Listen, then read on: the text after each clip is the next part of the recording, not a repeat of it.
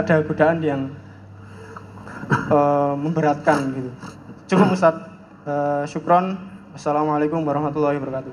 Waalaikumsalam warahmatullahi wabarakatuh. Tadi kan didoakan, kalau kita amin itu tidak ada kaitannya dengan politik loh ya.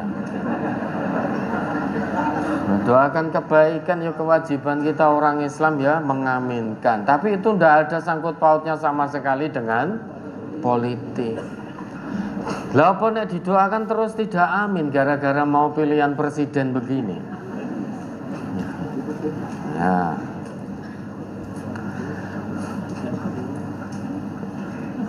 Yang keempat dulu ya. Ini pesan yang sangat baik. Bagus ini. Dan tadi di silaturahim tadi itu juga sudah disampaikan dari Jogja juga tadi.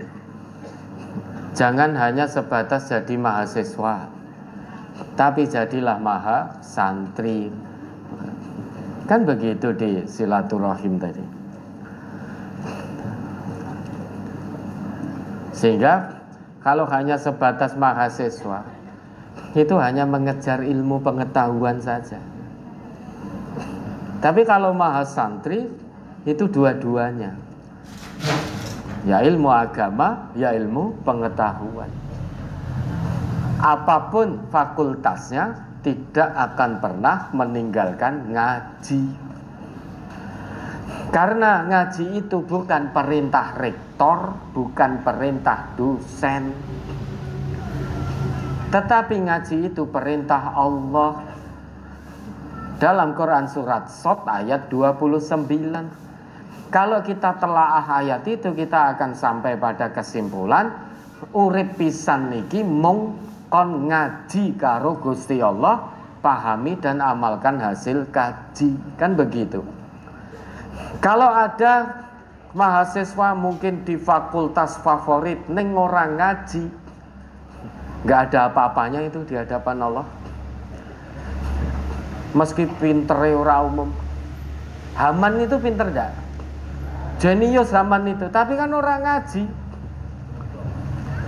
Tidak ngaji kepada Nabi Musa. Tidak mau menerima kebenaran yang dibawa oleh Nabi Musa. Maka binasa dunia akhirat. Di hadapan Allah tidak ada apa-apanya, kejeniusan otaknya. Maka jangan jadikan kuliah sebagai alasan untuk tidak ngaji.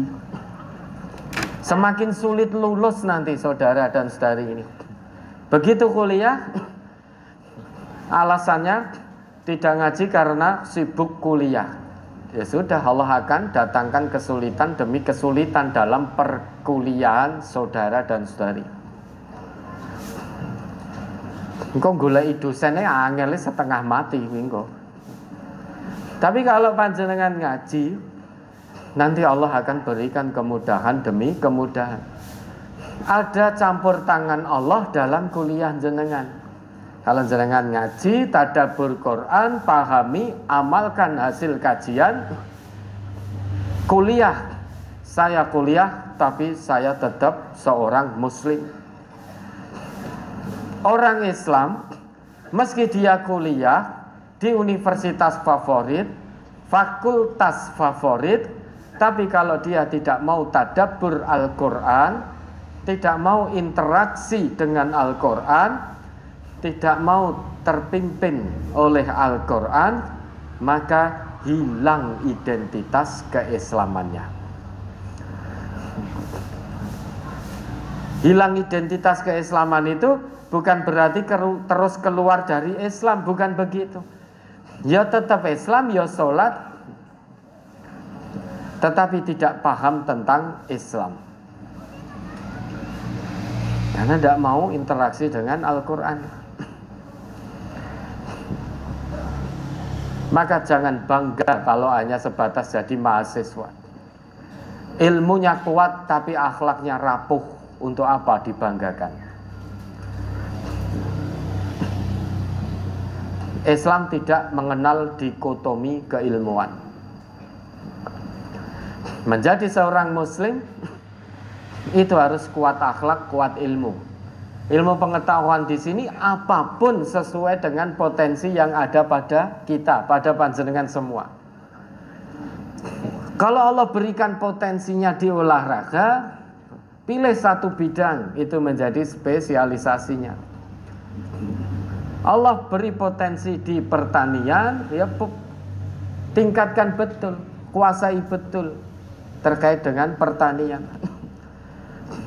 Allah beri amanah di kesehatan, kuasai betul. Allah beri amanah di perdagangan, di politik dan lain sebagainya, usahakan untuk menguasai ilmu tersebut.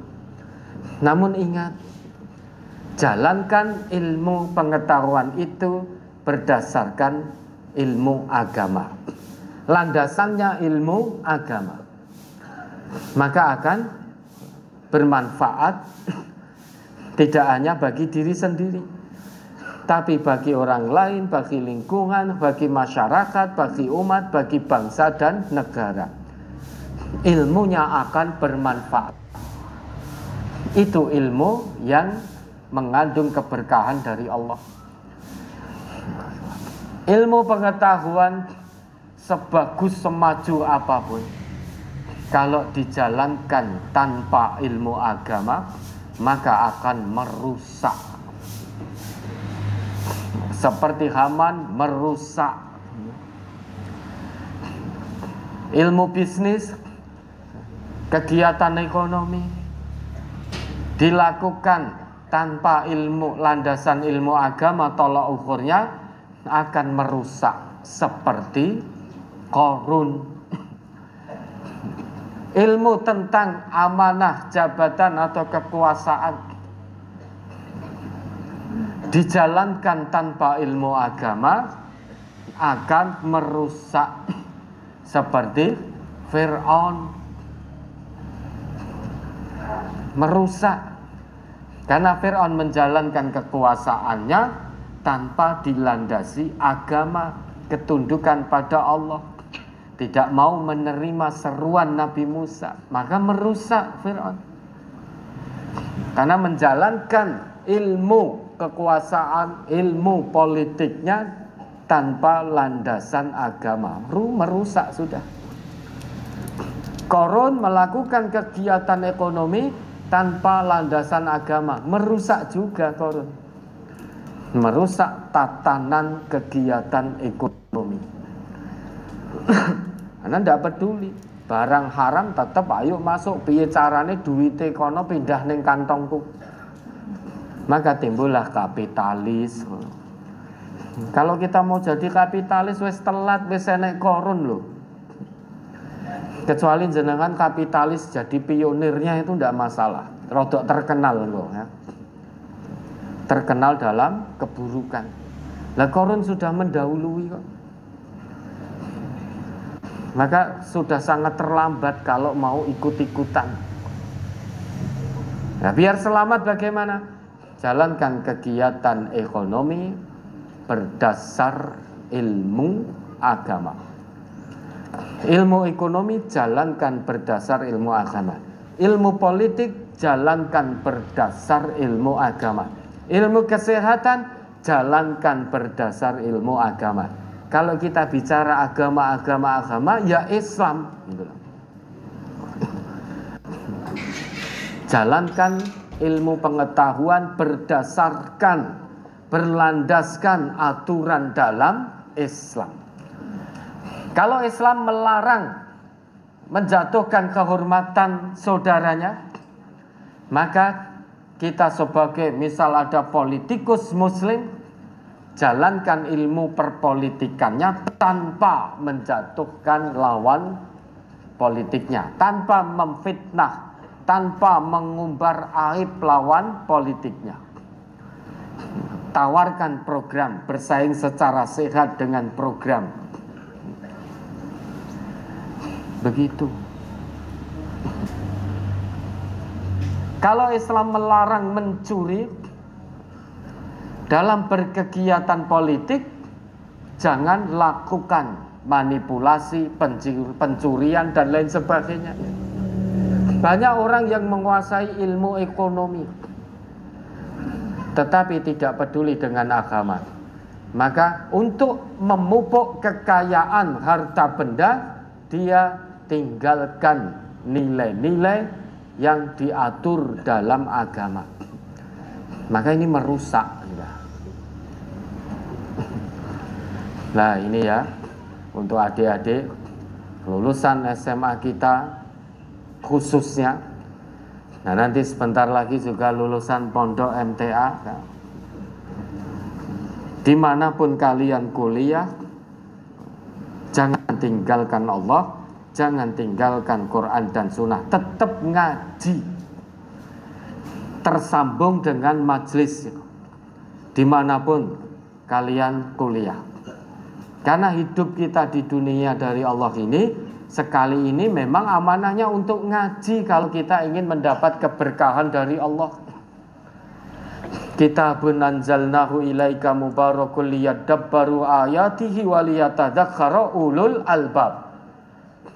Kitab Al-Quran ini aku turunkan padamu Muhammad dengan penuh berkah. Artinya keberkahan Allah itu sudah diturunkan melalui Al-Quran. Keberkahan demi keberkahan dari Allah itu sudah Allah turunkan melalui Al-Quran. Kalau seseorang ingin mendapatkan berkah dari Allah, terus berdoa, ya Allah, berilah hamba keberkahan darimu, ya Allah, berilah hamba keberkahan darimu. Allah sudah turunkan berkahnya,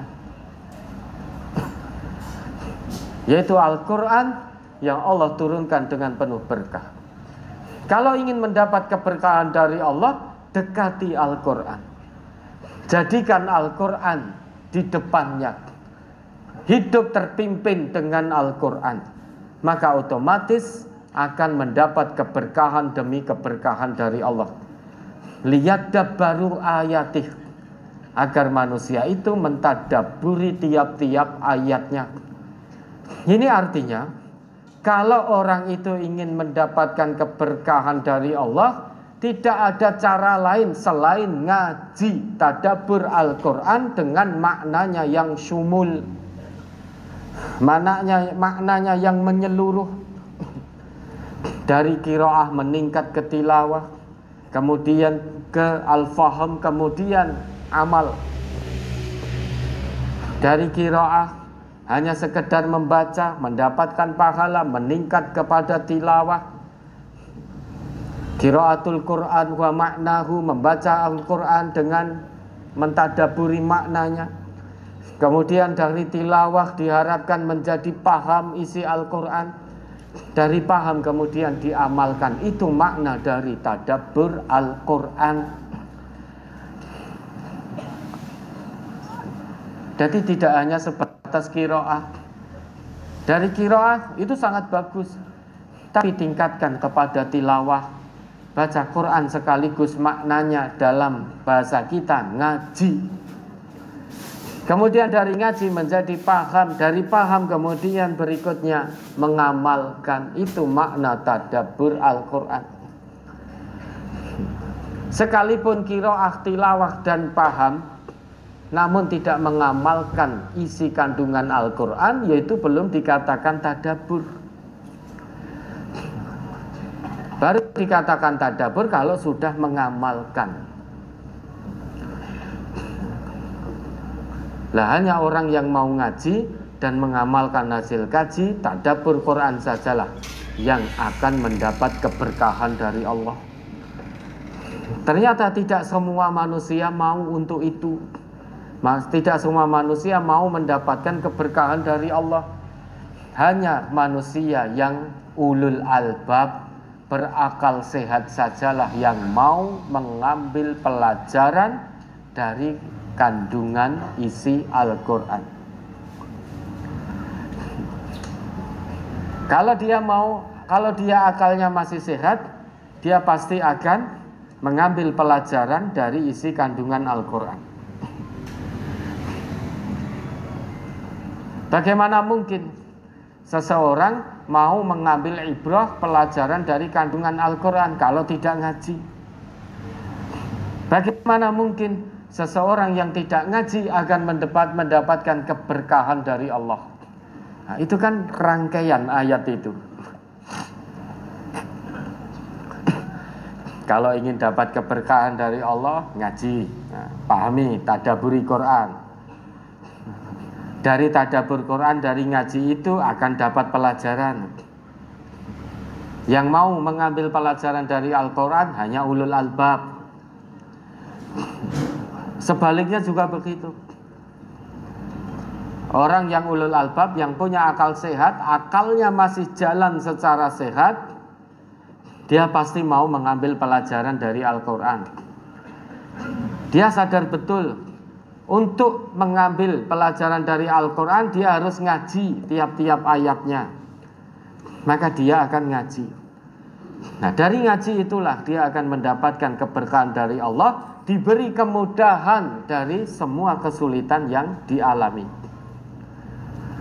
diberi jalan keluar oleh Allah di setiap kesulitan yang Allah ujikan sebagai ujian iman dan takwa. Termasuk kesulitan di kuliah, gawe tugas, anemoni dosen, tugas akhir, skripsi, tesis, disertasi. Itu kalau jenengan ngaji, semakin dekat pada Allah, amalkan hasil kaji, itu nanti insya Allah cepat. Fa inna ma'al usri yusra, inna ma'al usri yusra. Di setiap kesulitan yang Allah ujikan, Allah juga sudah turunkan kemudahan. Sampai 2 kali Allah menetapkan itu. Hanya saja kita kurang sadar dengan janji Allah ini. Sehingga dengan mudahnya lulus dari SMA MTA tinggalkan pengajian. Apa dikirane ngaji kuwi sing merintahke kepala sekolah?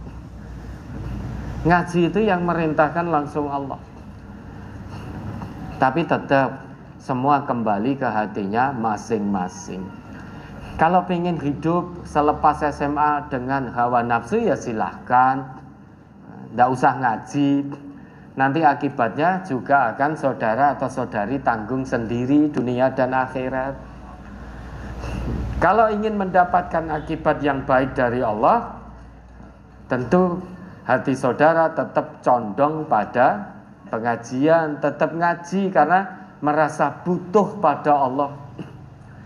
Kalau tidak ngaji, berarti secara tidak langsung kita ini merasa dibutuhkan oleh Allah. Nauzubillah. Allah tidak pernah butuh kita, tapi kita butuh Allah. Karena kita butuh Allah, maka kita ngaji. Karena disitulah petunjuk Allah diturunkan. Nah, kita hanya bisa memberikan pesan dan nasihat serta mendoakan. Diterima atau tidak, dikabulkan oleh Allah atau tidak, itu kembali ke siswa-siswinya masing-masing. Itu yang berbicara hati. Ya, kemudian yang pertama, banyak anak muda, ini pertanyaannya 4, tapi ini jawabannya agak panjang lebar. Ya. Apa tadi? Banyak anak muda sekarang ini di media sosial bunuh diri karena kesehatan mental. Mental yang tertekan, terombang-ambing, tidak tahu arah. Selama ini masnya tadi ngaji, tetapi belum pernah dengar pembahasan tentang kesehatan mental. Nah, sebetulnya bagaimana toh pandangan Islam untuk kesehatan mental seorang anak? Itu sebetulnya dimulai sejak di alam kandungan.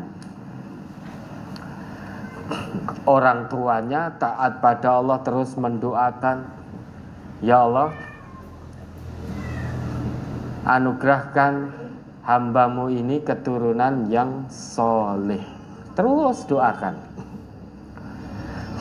Begitu lahir, seorang anak ini secara fitrah semuanya sama. Kullu mauludin yuladu 'alal fitrah. Yang memegang peranan signifikan itu orang tuanya.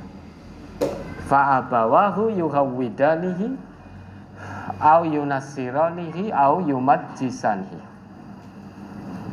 Orang tuanya yang menjadikan dia Yahudi atau Nasrani atau Majusi, atau orang tuanya pula yang menjadikan dia seorang muslim mukmin yang taat kepada Allah. Maka sejak awal orang tua itu mengemban amanah dari Allah terkait dengan keturunan, terkait dengan anak-anak. Maka kalau sejak semula tumbuh kembang anaknya yang dilihat, yang didengar dari orang tuanya hanya kalimat-kalimat yang kasar, orang tuanya terus cekcok, orang tuanya misuh-misuh, orang tuanya bantingi apapun, maka orang tua ini secara tidak sadar telah merusak mental anaknya. Karena sejak kecil anaknya diberi tontonan yang seperti itu, tontonan yang merusak, padahal anaknya lahir dengan fitrah. Maka penting bagi orang tua untuk menyadari sepenuh hati terkait dengan amanahnya dari Allah, dan jalankan amanah selaku orang tua dengan sebaik-baiknya. Didik anaknya dengan baik, kenalkan kepada Allah, kenalkan pada Rasulullah, kenalkan pada Islam sejak dini. Bahkan ketika anak usia 7 tahun, ajarkan anak tentang sholat. Pendidikan terbaik untuk mental anak-anak kita itu ada di sholat. Ala bidzikrillah tatma'innul qulub. Hanya dengan mengingat Allah, hati itu akan tenang. Sebaik-baik mengingat Allah dengan sholat. Wala dzikrullahi akbar. Yang paling utama mengingat Allah itu adalah sholat. Sehingga pendidikan mental terbaik bagi anak-anak kita ada di sholatnya. Oleh sebab itu, Nabi kita perintahkan pada semua orang tua muslim untuk ngajari anaknya tentang sholat. Tidak berhenti di situ saja. Orang tua berkewajiban memilihkan putra-putrinya lingkungan yang baik. Wasbir nafsaka. Coba dibaca lagi Al-Kahfi 28. Saya minta tolong yang ini.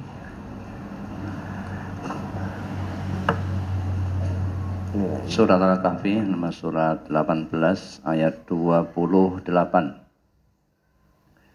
Wasbir nafsaka ma'al ladzina yad'una rabbahum bil ghadati wal 'ashyi yuriduna wajhahu wa la ta'tu 'ainaka 'anhum turidu zinatal hayatid dunya wa la tuti' man aghfalna qalbahu 'an dzikrina wattaba'a hawahu wa kana amruhu furuta. Dan bersabarlah kamu bersama-sama dengan orang-orang yang menyeru Tuhannya di pagi dan senja hari dengan mengharap keridhoannya. Dan janganlah kedua matamu berpaling dari mereka karena mengharapkan perhiasan kehidupan dunia ini. Dan janganlah kamu mengikuti orang yang hatinya telah kami lalaikan dari mengingati kami, serta menuruti hawa nafsunya, dan adalah keadaannya itu melewati batas. Ya, tak? Ini kewajiban orang tua, memilihkan lingkungan yang baik. Maka aljar qablat dar, lingkungan dulu sebelum bertempat tinggal. Karena itu akan membentuk karakter mentalitas anak-anak kita. Lingkungan yang baik, potensi besar generasi kita akan menjadi generasi yang tumbuh kembangnya baik, taat pada Allah, kenal akan Robnya, kenal suri toladannya, tidak mudah menyerah, tidak mudah berputus asa. Maka bagaimana orang tua punya amanah kewajiban untuk membuat suasana rumah itu menjadi baik suasananya. Al-Quran terus terdengar di situ, di rumah itu. Nawwiru buyutakum bi qiraatil Quran. Terangilah rumah-rumah kalian dengan bacaan Al-Quran. Maksudnya orang bacaan murotal tok, tetapi penghuni rumahnya itu terus secara istiqomah membaca Al-Quran. Apa dah boleh nyetel murotal? Boleh. Itu bagus. Tetapi lebih bagus lagi kalau lisan penghuni rumah itu yang basah oleh bacaan Al-Quran. Biar suasana lingkungan di rumah menjadi baik. Kalau nanti anak mulai masuk usia sekolah, jangan hanya kejar sekolah favorit tok, tetapi lingkungannya tidak mendukung untuk mengingatkan anak pada Allah. Pilihlah sekolah yang mana lingkungan sekolah itu bisa mengingatkan anak kita pada Allah setiap saat. Sehingga pembinaan karakter, pembinaan mental anak kita terus terjaga ketika anak sedang tidak di rumah, sedang jauh dari orang tuanya. Karena ada guru-gurunya, ada lingkungan di sekolahnya yang terus mengingatkan siswa-siswi untuk ingat kepada Allah. Nah sekarang ini kan miris. Tidak lagi seperti dulu. Sekarang banyak guru yang hanya mengejar kewajibannya tok, ngajar tok tanpa memperhatikan akhlak karimah dari murid-muridnya. Lah kenapa? Karena sekarang itu guru kalau memberi arahan rodok tegas sedikit saja, jewer saja, orang tuanya lapor. Sehingga guru menjadi tersangka. Timbangnya jadi tersangka, wes yang penting saya hanya transfer ilmu saja. Dari bab 1 sampai bab 5 kewajibannya sudah saya ajarkan itu tok. Perkara ketika guru sedang mengajar di kelas, murid-muridnya di belakang do ceblak-ceblekan, malah enek sing pangkon-pangkonan, wis karep mucah sah. Sing penting kewajibanku tertunaikan, saya hanya transfer ilmu. Maka jadinya how to know, hanya bagaimana menjadi tahu. Dari yang awalnya tidak tahu, diajari kemudian jadi tahu. Kuwi sing gatekke, sing ora gatekke ya ora ngerti. Pendidikan karakter, pendidikan mental dalam Islam tidak hanya sebatas how to know, tapi harus how to be. Bagaimana generasi kita, bagaimana anak-anak itu menjadi, gitu loh. Menjadi seorang yang berilmu tapi punya akhlak. Seorang yang berilmu tidak mudah putus asa dari rahmat Allah. Seorang yang berilmu tidak mutungan. Seorang yang berilmu tidak baperan. Seorang yang berilmu tidak mudah putus asa, tidak mudah futur. Ini tidak bisa kalau anak ini tidak kenal Robnya, tidak kenal semua janji Allah, tidak kenal semua janji Rasulullah. Maka generasi yang sekarang yang bunuh diri itu, dia generasi yang sholat atau tidak? Sulit sidik mutung bunuh diri. Melihat laki-laki yang kebetulan dia taksir dengan perempuan lain, bunuh diri. Aku tak bisa hidup tanpanya. Apalah arti hidup ini kalau dia sudah bersanding dengan yang lain? Akhirnya ambil tali rafia, ikatkan pada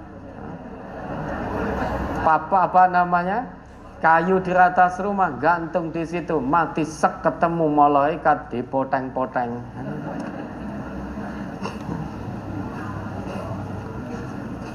Lawang dia begitu saja sudah berarti kan tidak kenal Allah. Ini jangan-jangan generasi yang idha'atus sholat, menyia-nyiakan sholat. Ya tetap sholat tetapi fungsi sholatnya tidak paham, sehingga ketoke sholat tetapi dinilai oleh